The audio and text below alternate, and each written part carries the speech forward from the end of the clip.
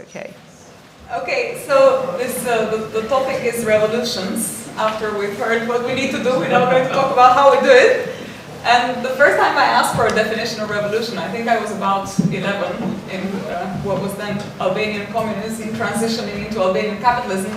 And my mother was involved in the dissident movements at the time, and this was the first time I actually heard revolution spoken of in the present.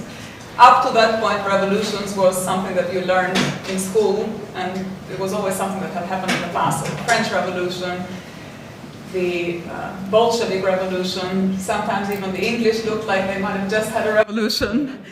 And even though it was a bit half-hearted, maybe that one. And I remember I asked my mom, so what is a revolution? Because this was now something that was everywhere. And so she kind of gave me this long, suspicious look. And she said, don't do it.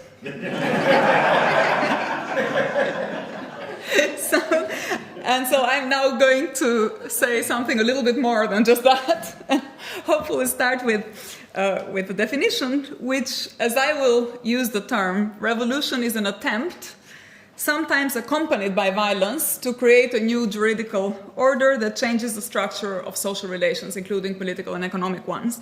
And I'll go back to the definition as I talk about it, but there's two things that I wanted to emphasize. The first one is that revolution is an attempt, and that violence is only sometimes part of it. And there's reasons for both of these claims. The first one is that relatively peaceful revolutions are rare, but they do happen. And indeed, the one that I started with, the sort of so-called Velvet Revolutions, 1989, are cases of relatively peaceful revolutionary transitions. And actually, because I also think that it's a mistake, and here I agree, Rosa Luxemburg was onto something, it's a mistake to distinguish reforms from revolutions based on how violent they are.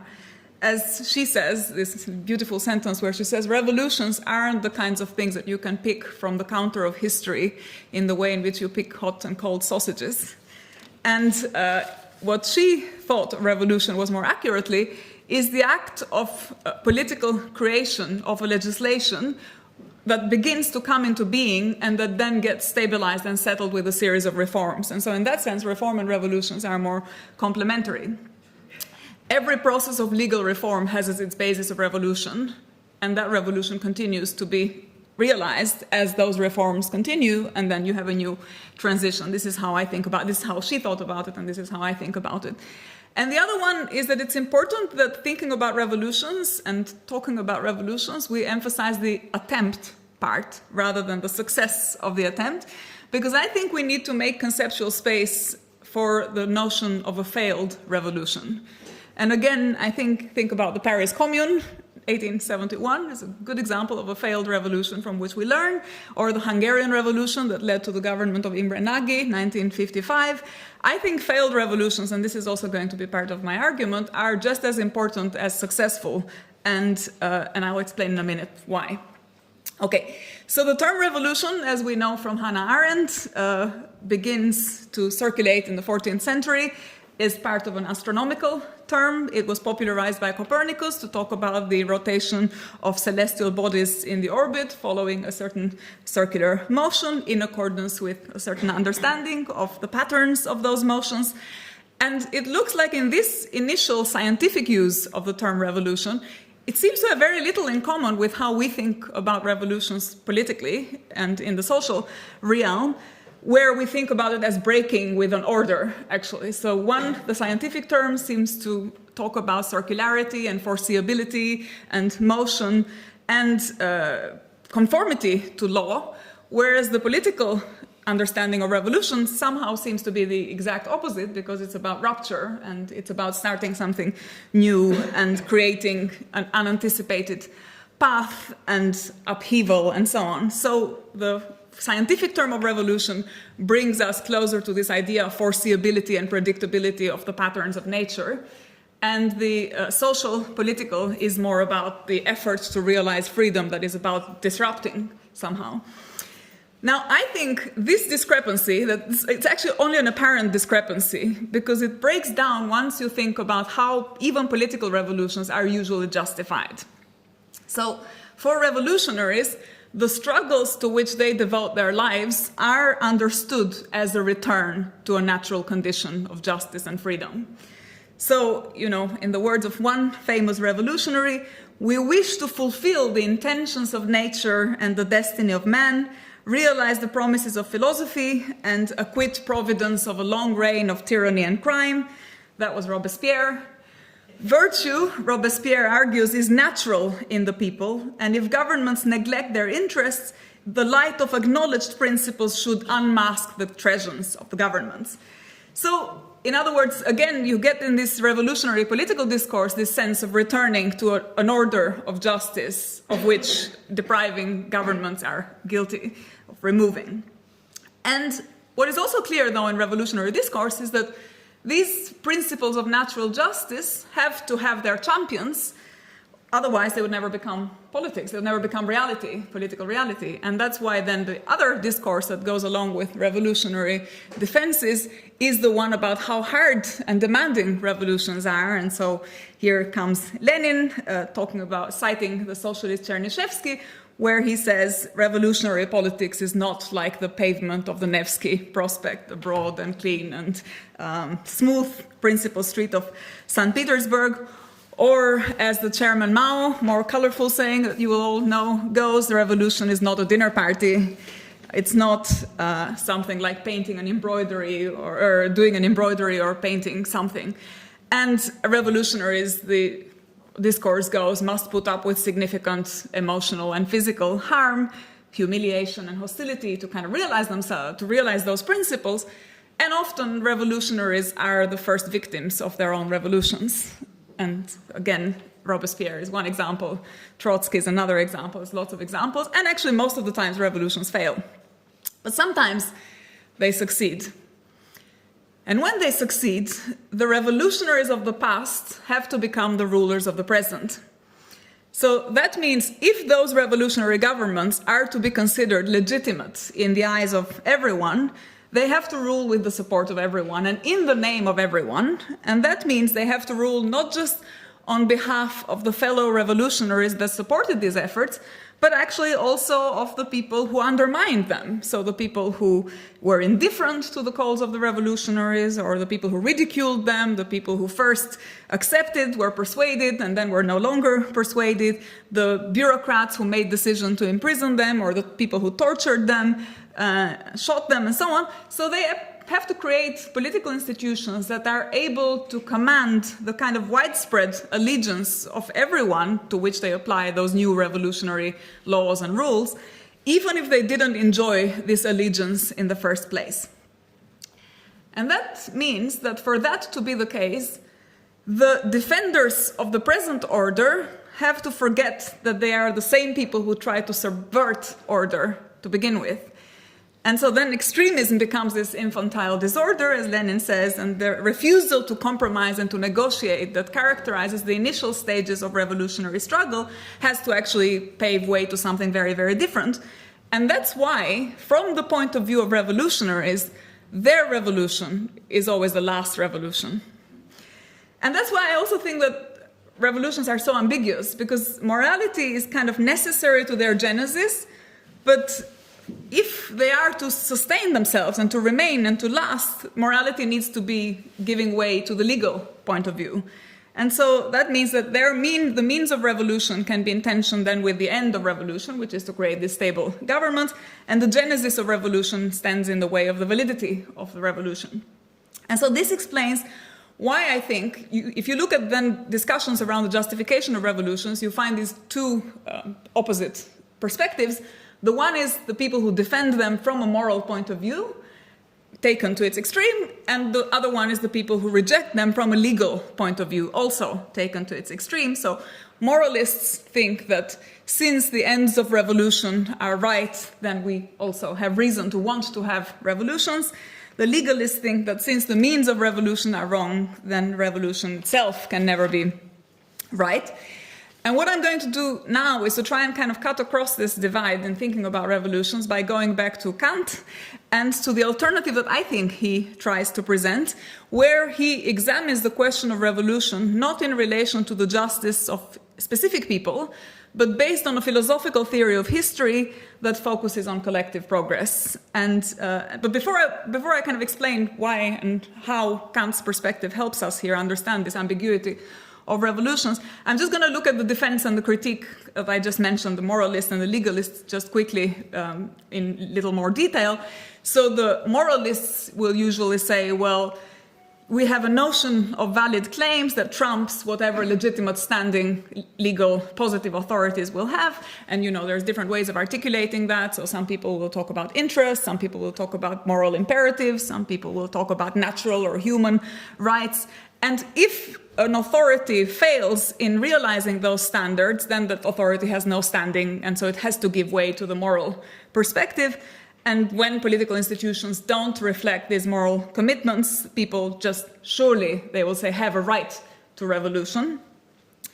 And on the other hand, the legalist will say, well, there's prudential reasons for not wanting that. Revolutions often end up in carnage. Some other people talk about the mechanisms of change. So they'll say, all other things equal, we should want to change through reform, through legal channels. And even if we like the idea of revolution in general, concrete manifestations of revolution seem to always be objectionable. And actually, that seems to be the position that someone like Orwell takes in Animal Farm, where you'll remember a few years after the revolution, the farm animals witness Napoleon the pig playing cards with Mr. Pickleton. And Orwell gives you this devastating final sentence that kind of wraps up the revolution of the animals. I'll quote, "The creatures outside looked from pig to man, and from man to pig, and from pig to man again, but already it was impossible to say which was which." And so the point made by Orwell here is a very familiar one, which is that revolutionaries themselves often end up betraying their principles. And so you might want to applaud, and we all, I think, here like the idea of revolutions in general, but when it comes to any specific revolution, more particular revolutions, and to their assessment, we all, I think, have more of a sense that we agree with Orwell, that we always get disaffected or disheartened and become very critical very quickly. And actually, the critique of revolutions that I find most plausible and more persuasive is the one that Kant gives, which is in some ways the exact opposite of Orwell. Because while Orwell liked the idea of revolutions in general, but didn't like specific revolutions, Kant had the opposite thing. He hated revolutions in general, but he actually liked one specific revolution, which was the French Revolution. And so in this sense, as I say, the attitude is exactly the opposite. Apparently, when Kant received the news of the French Revolution, of the Republic in France, he was then 65, and his students say he burst out and he said, "Now I can say like Simon, God, let your servant die in peace, because I've already lived to see this memorable day." And actually, around 1793, which, as it happens, is exactly the time in which the French Revolution enters its darkest days of terror, and Kant knew all about this. He knew everything about the Jacobins because he kept being informed by his students. And actually, many of his colleagues had started to have hesitations and second thoughts and thought maybe this, like Orwell, it was a good idea in theory, but then what happened in practice was a bit of a mess. Kant became even more enthusiastic, just as the revolution was going through this Jacobin stage. And as Nicolovius reports, he said that all the horrors that took place in France were nothing compared to those that people had suffered under a despotic regime. And continues the quote, "The Jacobins were probably right in all their actions." So Kant is famous for insisting that revolutions in general can't be justified, but for endorsing the specific revolution. Now, going back to his rejection of revolutions in general, he says, again, I quote, "A people have a duty to put up with even what is held to be an unbearable abuse of supreme authority." And Kant's rationale against revolutions in general is the same one that he deploys when he writes about colonialism, or when he writes against something like we would nowadays call humanitarian war. A group of people, he says, cannot unilaterally use coercion to change from the outside the structure of social relations that are already based on some principle of right, however crude that principle of right might be, however inadequate. So a group of people which already recognizes public laws reflects a will to subject to joint rule. And Kant's reason for rejecting revolution was that a state reflects a type of collective willing that is different from the anarchy of individuals in the state of nature.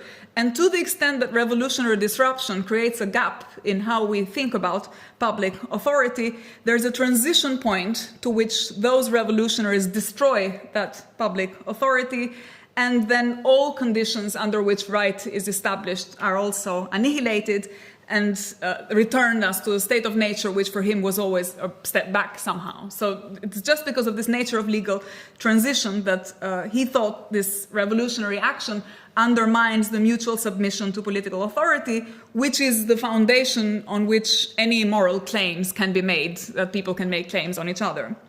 So revolutionary attempts, he thought, are contradictory because they undermine the basis on which reciprocal legal claims can be made, and revolutions are wrong because they are based on principles that you can't universalize for this reason. So revolutionaries place themselves outside the sphere of publicly recognizable rights and act unilaterally.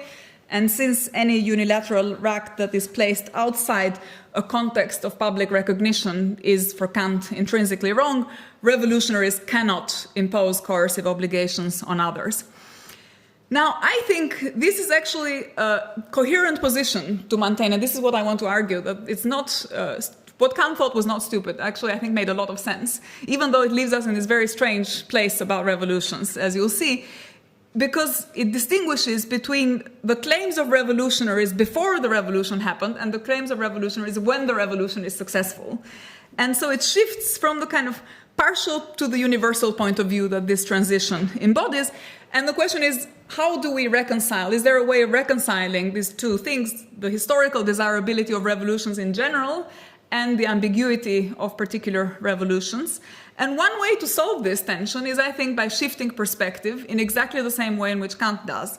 So my suggestion is to focus not on the actions of particular individuals in specific circumstances, but on the rationale for revolutions from the more kind of general standpoint, which is what I will call the standpoint in this old-fashioned way of the species being, but it could also be the standpoint of the view from everywhere or the view of the kingdom of ends or whatever. You can populate the species being, as I understand it, is a way of talking about humanity that goes beyond specific individual relations at any given point in time and thinking about it as a kind of normative order that stretches in time. And so Kant's well-known defense of the French Revolution from a moral perspective occurs exactly in the context of taking the standpoint of the species being, as I'll explain, where the puzzle is raised in an essay which asks the question of is there moral progress in history?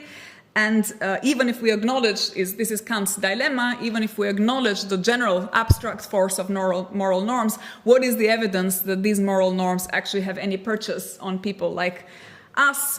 And of course, Kant knows that to ask this question of is there moral progress and to what extent is revolutions and the justification of revolution connected to this answer to the problem of moral progress, is that it actually has to do with the actions of free human beings, to which, as Kant says, you can prescribe what they ought to do, but we don't know if they will then go on to do what they have been told or they know that they ought to do. That's because external circumstances, Kant understands, conspire against us. So there's ideology, there's false consciousness, there's fake news, there's power, brainwashing people to some extent, and so on. And so to ask whether there is any evidence that moral action has any purchase in the real world is to ask, as Kant puts it, whether there is an event that from the point of view of our disposition and from the point of view of the realization of our moral capacities is showing us that yes, there is this possibility, that there is this moral progress in history. And this is why Kant's question is about a sign. Is there a sign in history that we can actually sometimes follow these moral imperatives? And of course, Kant knows that to say that something is possible, this is something that Susan said in the opening remarks of this conference, doesn't mean to say that it will always occur. It doesn't make it necessary. All we can have is an analysis not of the causes of the moral progress, but of the signs of moral progress. So there's nothing inevitable about moral progress. And it's actually important that we don't talk about progress in this causal way, but as a sign, because if progress were causal, it would be irreversible, and so we wouldn't have had the Holocaust after Kant gave us these wonderful remarks on progress, and we wouldn't be on the brink of environmental catastrophe now. So a sign is just a sign, it's not a cause, and it's an empirically observable phenomenon of a moral disposition that tells us something about human beings more generally. And therefore, we are not looking for evidence in the life of individuals, but in the development of human beings as collective agents. And on this account, revolutions constitute key events in history because they tell us a story about the types of events that human beings sometimes in their history get involved in, that then tells us a general story about the possibility of this moral progress actually sometimes happening. So they are key events because they give us this notion, this evidence, this sign that sometimes moral dispositions have practical import. So why is revolution the sign? Why is the revolution the way to think about progress in history? And I think here it's kind of worth thinking about the alternatives that Kant had in mind, that we might have in mind. So people who had been writing about history and the Enlightenment were always thinking about the actions of great men. So this was the model of Voltaire's Siècle de Louis XIV, or, you know, other people, Machiavelli, write about the decay of ancient structures and the rise and fall of Roman civilization. Now, Kant focuses on something very different, which was just beginning to emerge in the 18th century, which is the public sphere. And so when he thinks about the effects and why the revolution is a sign, he thinks about the import of the public reaction triggered by an event like the French Revolution, or as he puts it, the mode of thinking of the spectators, and the attitude that it reveals us about how they relate to this, as he calls it, great game of revolutions, and shows us that there is a kind of universal but disinterested sympathy of the supporters of one side vis-à-vis the supporters of the other side, even at the risk of personal advantage. So unlike the justification of revolutions in general, it's the partiality of an impartial public that constitutes sign of progress in history. And that response, the kind of partiality of impartiality, shows us that human beings are capable of being motivated by things beyond their self-interest. And so Kant identifies a sign in the enthusiasm for the French Revolution, which is the attitude of those who take the side of the whole of humanity and who raise themselves above their particular interests to support a moral and political development that political event was advancing. So what is the link between revolution as a sign of moral progress and enthusiasm as the sentimental manifestation of that sign? And I think there's two arguments that we can make about why that makes this argument plausible. So the first one is about the boundaries of political, what I will call the boundaries of political feasibility. So revolutions shift the boundaries of what is politically feasible. And the second one is the cultural, artistic effects of education. So the way in which revolutions leave a trace on culture. And I'm just going to say something quickly about each of them. So let me start first with why are revolutions important signs that there is moral progress in history? Because they shift the boundaries of political feasibility. And I think this intuitively makes a lot of sense. So think about how many times you've had a kind of radical idea or a proposal or a great vision that you wanted to suggest in public, and you heard, yeah, that sounds great in theory, but it's not going to work. And you know, when Keir Starmer, the leader, now Prime Minister, was accused last year of breaking several campaign pledges, he said, I have to be realistic about what is possible. In other words, I have to lie because it's a really tough world out there and the things that we might desire are not always feasible. Now, what is and isn't possible is actually subject to different interpretations. So there are no hard facts in the world about what is and isn't possible when it comes to human actions that are triggered by freedom, that are free actions. Behind every fact, there is a kind of interpretation of the fact. And our assessment of what is and isn't realistic depends on how we balance priorities, how we think about order and value these facts. And here there's a lot of elements that contribute in public discourse to just undermining proposals as not realistic. People will say, you know, some people are self-centered, some people just don't want to do the right thing, some people are ideologically motivated or afraid to speak out, and so on. So all this was true in the time in which Kant was writing and is true just as much now. And for Kant, the presence of revolutionary enthusiasm, so this capacity that we have to be moved by revolutions, shows that human beings are capable of going beyond all these limitations on the interpretation of what is politically feasible.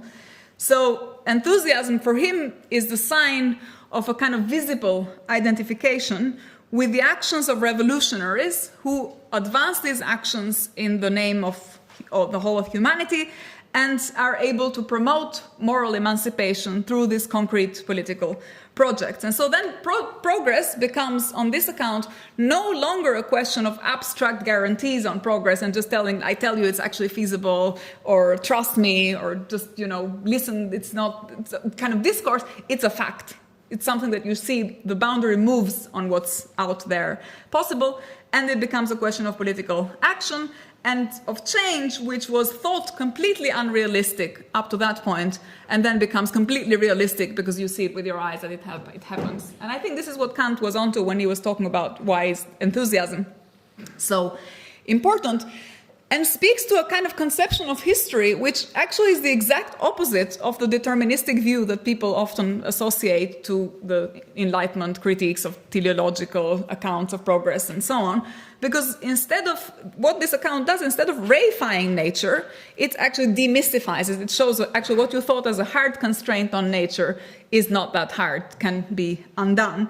And so progress then depends not on what nature does for humans, as many people who think who criticize this Kantian analysis of history as teleological reduce it to, but so it's not about what nature does for humans, it's about what humans do with nature and to transform the circumstances in which they live and how they kind of advance their moral causes. So for Kant, the French Revolution is an example, and the revolutions are examples of the possibility of human beings overcoming these obstacles to the construction of this world that is more rational and more aligned with these ideas of the kingdom of ends that we were discussing earlier.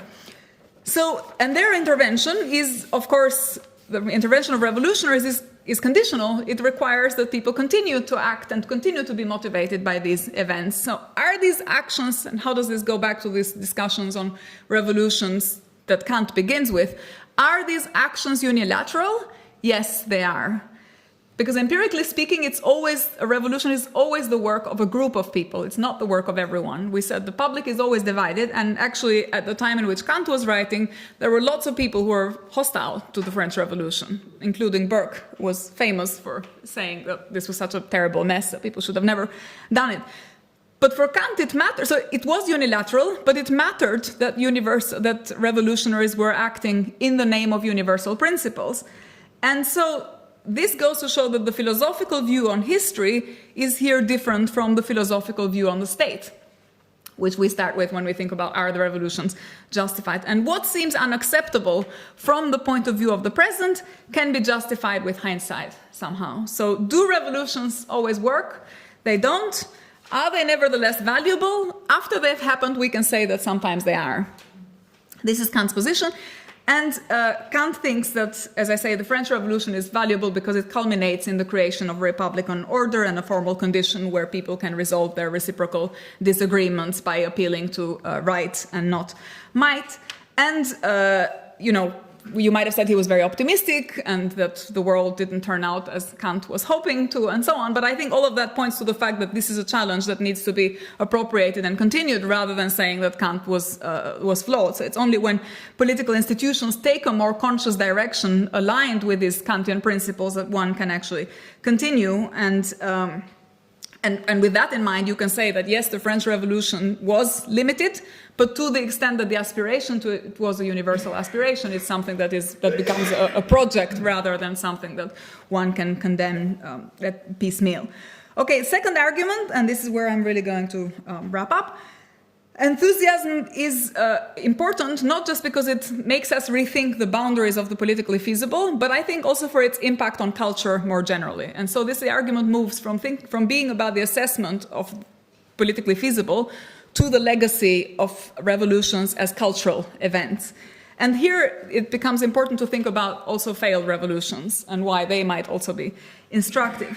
So enthusiasm is, Kant thinks, is a kind of disposition that has an important role to play in the context of a more broad conversation that we can't go into now about the relationship between aesthetic education and ethical education, of the beautiful as a symbol of the morally good.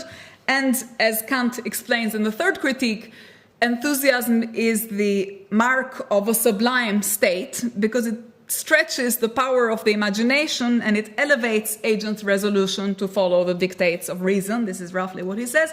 And so what it does, what enthusiasm does, is it represents from, again, an empirical, feelings-based perspective, the power of moral ideas. And so the mode of thinking that is triggered by these revolutionary events gives sensible representation to the moral idea in our aesthetic appreciation of these historical experiences, where the historical experience that informs these current struggles is really important when you think about the legacy of these experiences on culture more broadly in moments of crisis where people need orientation and need to think about the future in a way that somehow can draw lessons learned from the past. So what you do is you reflect, because of the legacy of revolutions on culture more broadly, you reflect on the ideas of previous revolutions and how they became history and how they became historical event, and you absorb how these efforts were reflected through the cultural products that are the result of those revolutions. So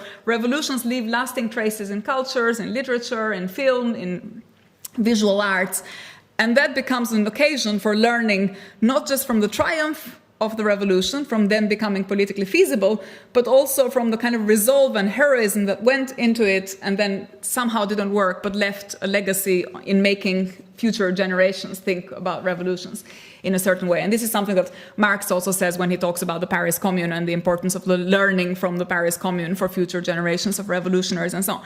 Now, you might ask, why does this apply to other collective events? So what's so special about revolutions? You might say war has the same capacity to make us think about the species in a certain way. It may have the same capacity to move us, also leaves a legacy in culture, also films and cinema and art and so on. I think the difference and the reason why Kant doesn't think that war is the same as revolution is actually exactly on the disposition. So while wars make us give up on humanity, so that wars are humanity destroying, revolutions are humanity affirming. And that's where the difference is. That's why there is no enthusiasm for war. There is enthusiasm for revolutions, but no enthusiasm for war. At most, you get a kind of celebration of heroism in war. So with revolutions, you kind of look back to previous experiences and you find power of the moral power of ideas and this feeling of enthusiasm that is triggered by transformative political events. And so revolutionary events play an educative function in addition to playing this politically emancipatory function that I was discussing.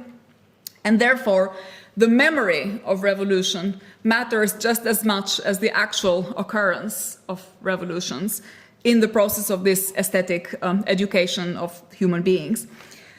So I'm just going to wrap up. I started by saying that people who examine the justification of revolutions are divided between the people who support them for moral reasons and the people who reject them for legal reasons. And what Kant's perspective on revolution, I think, helps us do is to cut across exactly this divide by focusing not on the actions and the aims of revolutionaries themselves, but on the effects of revolution on the public sphere more broadly, and the people who experience the occurrence of revolutions, both as contemporaries of revolutionaries, so in space, but also in time as descendants of previous revolutionaries. And so revolutions transform the kind of conceptual categories that we have available and change our perception of the boundaries of what is feasible. Across space, they contribute to these politically emancipatory events that widens the horizons of political judgment. Across time, they play a morally educative function in developing the kinds of learning processes from which future generations benefit in thinking about transformations. So, final sentences. You might ask, okay, are revolutions justified or not after all this discussion? And to this, I want to say, well, maybe that's the wrong question. Because actually no one ever asks, can I please have a revolution? So, and then people decide what to do on the basis of some academic in Berlin or in London or whatever tell them to do. Revolutions, and this is, I think, the deep insight that comes from the Kantian way of thinking about it, are occurrences, as Kant defines as an occurrence of our time. They're just events. They happen whether we want them to happen or don't want them to happen, whatever we say about their happening. And what we need to do is, instead of asking ourselves, should I think about the next revolution, whether it's justified or not, is recover an ability to think about their contribution to the question of moral progress and reflect on the principles that any particular revolution promotes in connection to the interests of humanity as a whole. This seems to me to be the sort of insight of Kant. Now, these days, people think that to talk about the interests of humanity as a whole is to talk about colonialism and imperialism in an apologetic way. I think the key question is there not that there has been a bad enlightenment, but that there are actually, in those cases in which humanity somehow misfired through imperialism and colonialism, the problem was not that there was too much enlightenment, but that there wasn't enough enlightenment. And so the key question is not, again, whether revolutions are justified or not, but what we can learn from them in a way that leads human beings and future generations to both learn from what was possible, but also not repeat the mistakes of previous revolutions. And for this, Kant thought we need the philosophy of history, which is, again, something that we have abandoned as no longer relevant and old-fashioned, and indeed the kind of philosophy of history that is centered on revolutions as a sensible sign of our moral progress as a species. And that's it. Thank you.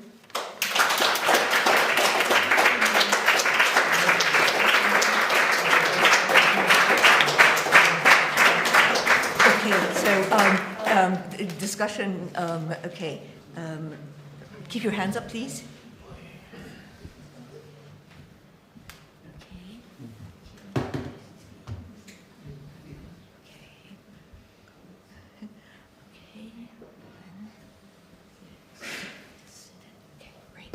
Okay.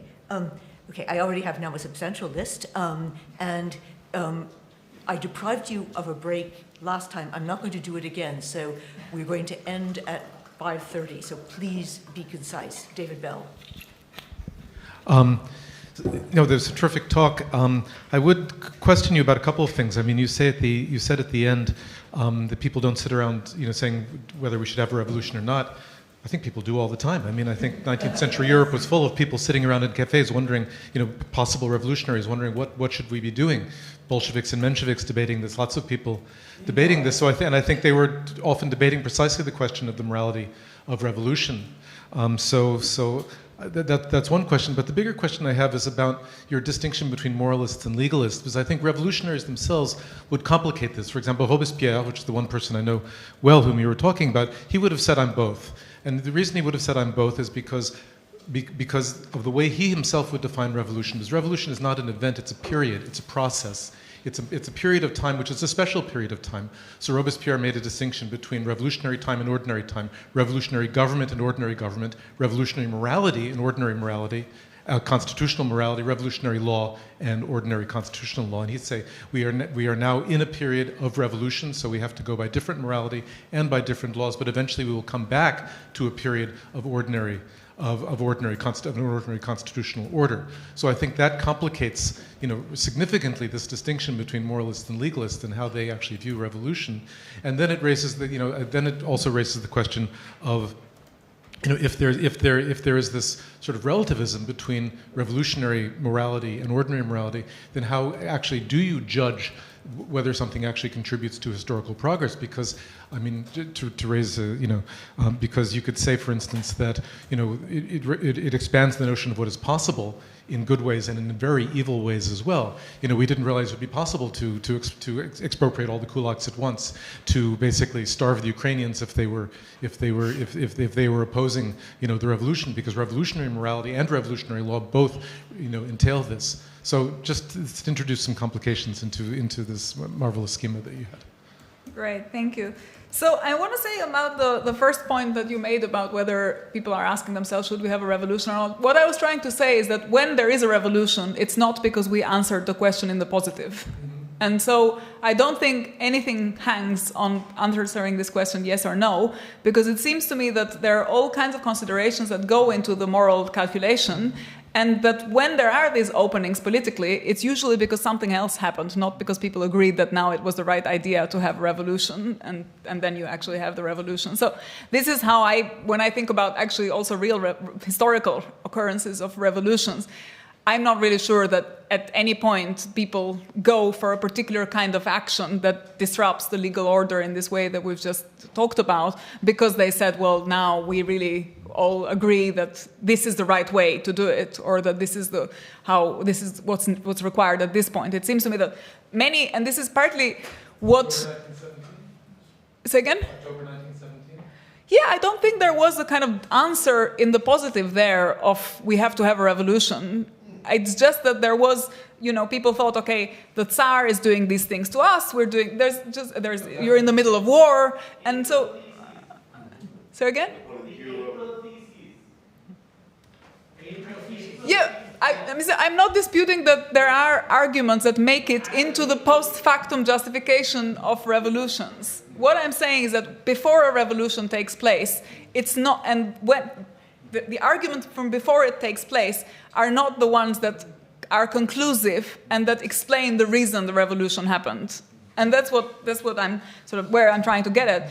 And when they happen, it's not because the answer was either yes or no. This is not to say that there are no disputes in general. It's just that the moral settlement of the question, in whichever way you go, is not what leads to the revolution actually happening. And indeed, under those circumstances, if you could make a moral argument, you probably mean that you wouldn't actually need the revolution. So if you get to a point where everyone is persuaded that a change of this kind is required, maybe that's the point at which you can easily do it with reform, because that means the public is ready. So it's usually you need the revolution exactly when you haven't won the moral argument, and to be able to push the boundaries in this way that I was describing.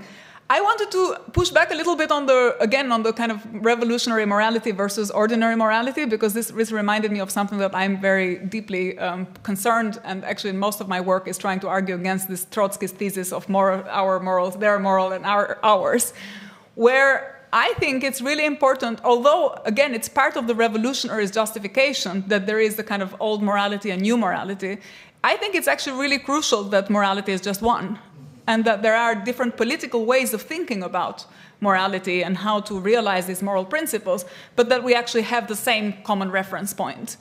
And I think it was a mistake of the Marxist tradition that made this move to say, well, there's bourgeois morality and there's proletarian morality, because that meant that they gave up on morality as a whole. And then you end up in, I think, very difficult places. And Dewey, who answered this Trotskyan argument, had a lot of really interesting things to say about how this replaced, morality with the laws of history and just created another god out there that then ended up getting a lot of people in trouble, including Trotsky himself, who fell a victim to his own god somehow. But, yeah. Susan. Sorry. I'll try to be shorter. Yeah. Oh, God, so many things. It was a terrific paper.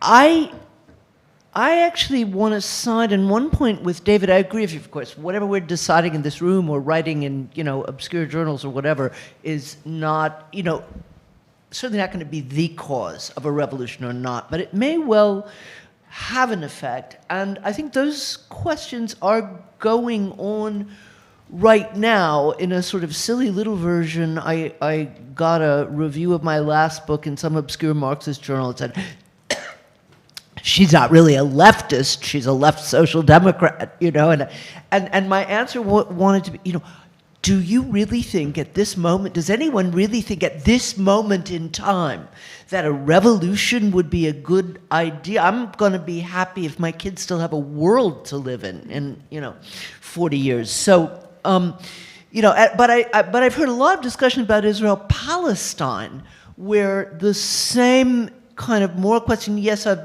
just solution would look like this, but there's absolutely no way to get it without an incredible amount of bloodshed. So I, not to say that we decide these things, but I certainly think those arguments are going on. But I have another problem.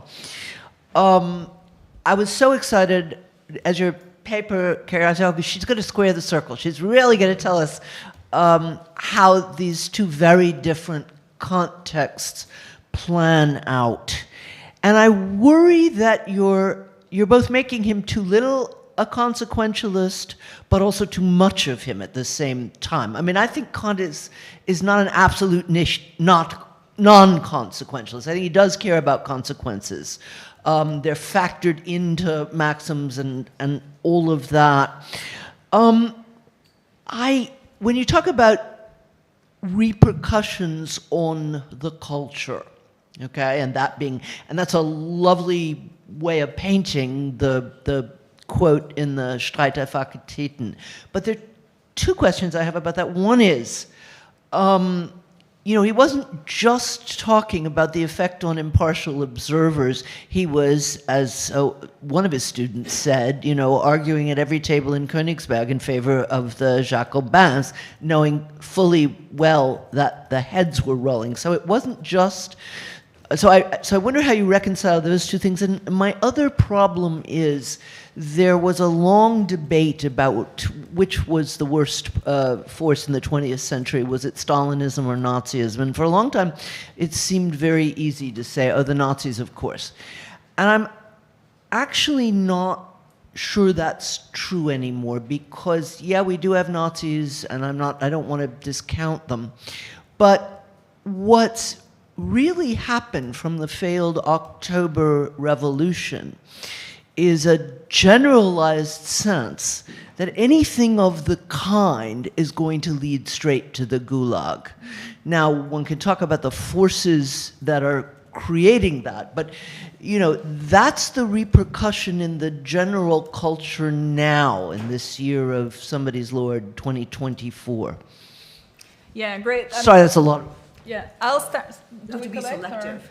Well, I'll just say a sentence about each of them. I agree with the last thing you said, and that, I think, speaks to the importance of recovering a left tradition that was suppressed by Stalinism, and why, it's part of what I'm doing with the other project on moral socialism, which is exactly to say, that's why we need to think about morality as one, and then think about socialism and liberalism as ways of realizing in political systems of these moral values that we all endorse, regardless of whether we're liberals or socialists or whatever. I think, I agree with you that Kant was also not, he wasn't just talking about the spectators. And that's partly what I was saying when I said he was a partisan. And the French Revolution needed its partisans. And he was arguing that supporting the French Revolution meant exactly exposing yourself and overcoming the fear of despotism, the risk you did it at your peril. And that's why the enthusiasm is the enthusiasm of that partiality for a revolution. Okay, last one about what you were saying about the Middle East. I think there is a different conversation because you're talking about violence, and I'm trying to separate the question of bloodshed and violence from the question of revolution. So I'm thinking about revolution as a transition in legal fundamentals. And we can disagree on this, but if we think that the Velvet Revolutions were revolutions, the core question there wasn't the bloodshed. It's the transition in legal system and the fundamental replacement of one way of thinking about the law with another way of thinking about the law and economy and relationship between the law and the state. And I think we need to be able to separate these conversations, which is not to say that it's not important to have discussions around violence and so on, but I just want to say that discussing revolution has to be separated from the question of violence, and then maybe we can reintegrate it. Charisse.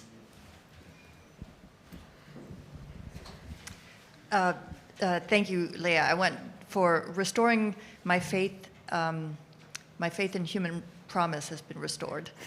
And I want to shore up your project, but to do so by quibbling on one point, which came at the end when you were describing revolution as just an occurrence.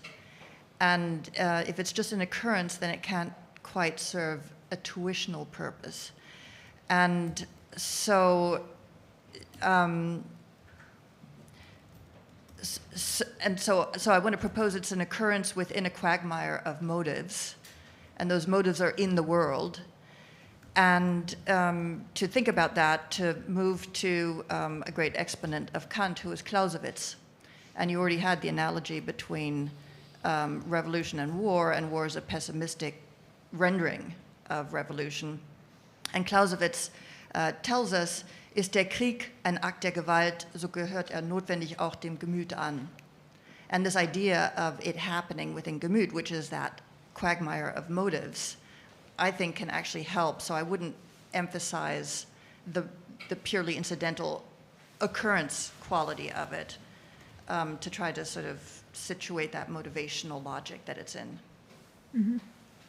Yeah, I mean, I think I agree. When I said it's an occurrence, I meant that it's a kind of temporarily delimited, but that occurrence does, for the moment, for the period in which it occurs, create an upsetting of the legal structure. And so it is, as you say, mired in all sorts of other things. Otherwise, it would be just, we wouldn't be able to distinguish revolution from insurrections, for example, or from rebellions or from protests. So I think if there is something that distinguishes revolutions from these other manifestations of dissatisfaction with an order, which are also take the same form, is, I think, the fact that in the moment, in that occurrence, there is a transition of legal authority. For me, that's the kind of key definition, key distinction of revolutions from these other things like protest, disobedience, civil movements of sorts, and so on. Elida. Thank you for wonderful paper. I would ask myself, or it now makes more sense to me that I learned that Hitler was really regretting that he had a huge deficit, and that was that he did not come to power via a revolution. And this is why he had to stage the march of the Feldherrnhalle in Munich in terms of the national holiday throughout the Nazi period, which was the 9th of November. Mm. So that was the highest political day that was celebrated. So the revolution was celebrated from year to year. So, but it was a staged one in a way. And then he had to go into war. And you said revolutions create humanities and wars destroy humanities. So I wonder, is this sentence true in general or only with respect to Kant? Because in the case of Kant, of course, we have a very clear alignment between enlightenment and revolution, but in many, many other cases, I don't see this alignment. Yeah, great. So this actually was what I was going to say in response to your first question. So that, in a way, connects the two things. I don't think Hitler had a revolution. And so we have to, the distinction between revolution and reaction is how we think about the promotion of morality and moral dispositions, and in some ways, you might put it with the expansion of the circle of sympathy.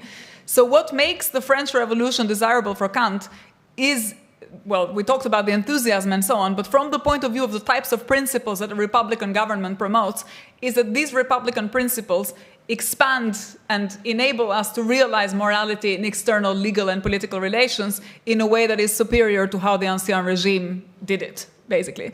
And in that sense, anything, and it expands, we think about citizenship in a certain way, we think about the law, and we think about justifications that we owe to each other, and so on. If that is what, and so I think it's fundamental to this Kantian understanding of revolution, and I think important to retain in the case of talking about revolutions in general, that we don't distinguish between revolutions and reactions. So the fascists might talk about revolution, but actually that is not a revolution. Those are not revolutions, or at least on this kind of Kantian analysis. Sabine. Well, I have two totally different questions, and thanks for the pleasure of your contribution, and I may jump on it. It's totally new understanding of revolution. One is, I was very curious on your jumping on the third critique also, and culture and aesthetics. And there I yesterday discussed with Elida, and this question is epistemological, because the aesthetic judgment is always personal, private, subjective, yeah? And what you described was the effect of revolution and results of culture, which are more like in a common sense, which is for me a different thing. Yeah. But I want to add something we had in discussion yesterday.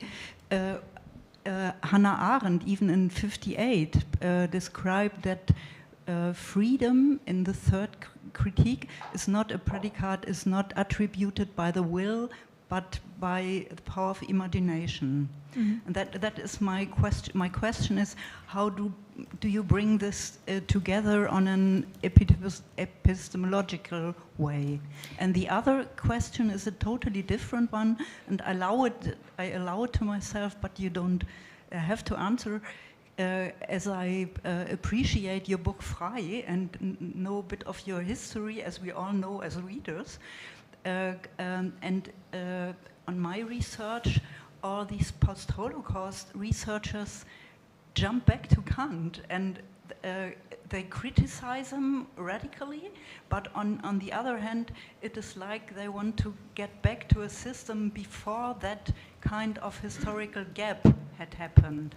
And that is a personal question to you. Did you reflect why you got back to Kant and revolution? Thanks. Yeah. Thank you. So maybe I'll start with the last again, because it's probably quicker. What I like about Kant is the fight against both dogmatism and skepticism. And in some ways, I think the post-89 predicament maybe explains that attraction, because we have dogmatism, we got rid of dogmatism, and then now we have skepticism, meaning that people have lost their faith and their capacity to think about the future in a certain way. And I think that's what made me interested in this idea of critique as always engaged in this dual fight, where you can be really, really critical, but that doesn't mean that you kind of condemn yourself to having no faith and no moral hope for the future. On the other hand, you don't want to have too much hope in other things outside your sort of critical capacities. And so that's what makes me interested in Kant, and therefore also interested in how he thinks about revolution and trying to work from within the system on all of these questions. And on the first question, I think I have a slightly different take from Arendt on the third critique. I think it's really important that we distinguish judgments of taste for judgments of pleasure or displeasure about food, for example. And Kant makes this very clear. He says, if I say, I like this soup, I don't expect people to agree with me. But if I say I like this work of art, there is a gesture that we acknowledge that it's subjective, but there is also a claim to universalizability, and that's because we're appealing to something like a shared moral humanity that we think that the aesthetic is enabling us to talk about, which otherwise would be nominal, and so then we get into the intricacies of the third critique. But I think what that means then is this return to this idea of the beautiful as a symbol of morality, and that's why I think Kant was talking about the aesthetic aspect of the impact of revolutionary events as events that are filtered through our appreciation of certain cultural reflections on them. Kostek. Yeah, well, first of all, I want to thank you. I've got very strong memories of sitting in a room and listening to somebody from the lectern discussing revolution with enthusiasm. But I didn't even remember I still have those memories. So that was powerful. And of course, I could debate you endlessly, but I'd like to concentrate on two aspects. One is failed revolutions. You mentioned them tantalizingly, and then you didn't really go after them, whereas, as you certainly know, there's this concept that only failed revolutions succeed because they keep on working, right? And an empirical example could be, say, the Polish Revolution of 81, 89. 81 failed and therefore produced 89, which succeeded, and now is the object of everybody's criticism, while we think very highly of 81. So I'm just very curious to hear what you would have to say on that. And second, again, you referred to it, but you kind of surfed on it. Revolutions are produced by collectives, and the collective functions very differently from an aggregation of individuals. And I think that without the collective, the revolution is not possible. And I'm very vividly remembered of a party purge that took the party membership of the father of a friend of mine, and he returned late at night. We were waiting for him to return for the party meeting to find out what happened. And he returned totally distraught. And when his son asked, "So, Dad, what happened?" He answered, "I don't understand. We expelled me."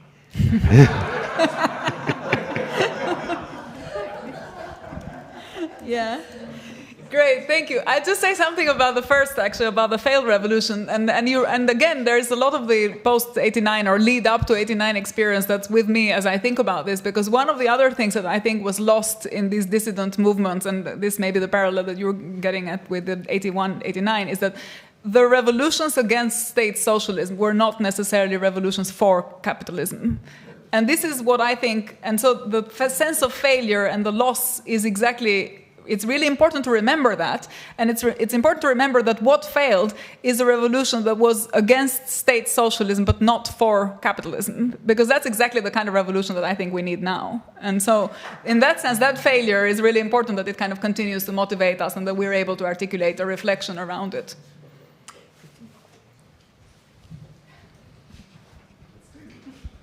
Thank you very much. Made me very enthusiastic to be part of a revolution, maybe in the future. But I was wondering whether a great deal of the problems we're discussing now, probably like the ambivalence of the revolutionary violence and all this stuff, comes from the premise or from endorsing a very familiar, like, so to say, tipping point picture of revolutions, just focusing on the revolutionary events. My problem is I can hardly see whether these events and how you describe it with all the complexities and flip sides and everything can be more than, or the concept of be more than negative towards the old order that has to be overcome, and on the other hand empty towards the order that has to come. So in my view, why shouldn't we get rid of this event or tipping point picture of revolution, just focus on a more procedural concept of, and then maybe the event is just the unveiling or disclosing of the revolution that took place before the event. And it just helps to establish like all practices that has been trained or done before the revolutionary event to become the new paradigm. And then we're telling a kind of different story, and then we have different problems. So just shift away the focus from the event itself.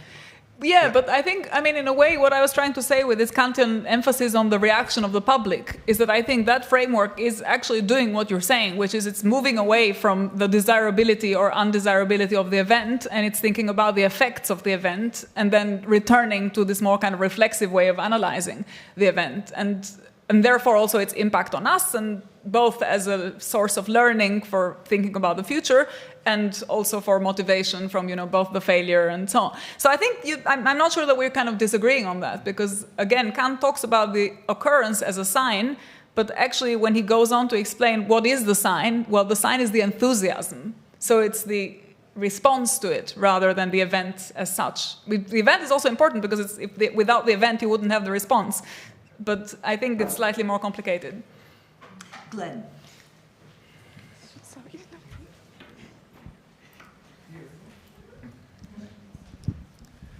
Thank you. That was a fascinating and very lively talk. But it leaves me with a certain sense of discomfort. I may be the only person who feels it, but that's not a reason for me not to articulate it. You made the best possible case for how wonderful revolutions are. You make them sound like a lot of fun. They do wonderful things for the people who participate in them. They do wonderful things for the whole future of the society. Even the people who die get to be remembered as martyrs. In the view that you give, revolutions may not be a dinner party, but they're a lot more fun than one. And I wonder whether you're not sanitizing and sentimentalizing the revolution, whether part of your strategy is not to separate violence, suffering, death, failure, all of the things that come so often with revolutions from your central concept of revolution. So my question is, if revolutions are such fun, why don't they happen all the time? Great, good. So actually, I think we should have them all the time. And this is a joke. So I want to maybe let's kind of go back to think a bit more about this relationship between violence and revolution, because I think an important part of the argument is to say that violence, and this is where I started by with Luxemburg, thinking about reform and revolution in a certain way. reforms can be very, very violent as well. And actually, again, this is where 1989 is important in my mind. We had peaceful revolutions, but very violent reforms. The effects of the reforms, of the shock therapy, in terms of brain drain, in terms of wars and violence in these regions after, were way more than any revolution that happened, or if you think about it in consequentialist terms. So this just goes to show that I don't think, if we just think about revolutions as violent and make our assessment of revolutions based on whether they were violent or not, we should have the same disposition towards reforms, because reforms can be very violent as well. And we just can't, I don't think there is a,